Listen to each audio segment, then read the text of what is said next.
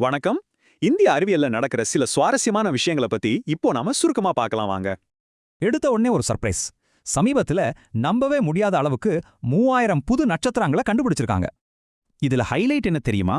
நம்மள மாதிரி சாதாரண மக்களான சிட்டிசன் சயின்டிஸ்ட் தான் இத கண்டுபிடிச்சிருக்காங்க.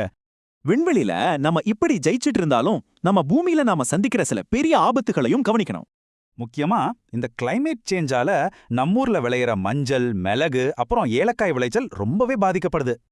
இது எங்கேயோ நடக்கிற பிரச்சனை இல்லைங்க, நம்ம வீட்டு சமையலறைக்கே வந்தாச்சுன்னு தான் சொல்லணும். ரொம்பவே சீரியஸான விஷயம்.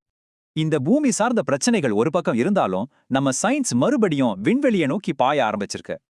அடுத்த கட்ட விண்வெளி பாய்ச்சல் இப்போ பிரைவேட் கம்பெனிகளோட தீவிரமான முயற்சிகளால ஒரு புது லெவலுக்கு போயிட்டு இருக்கு.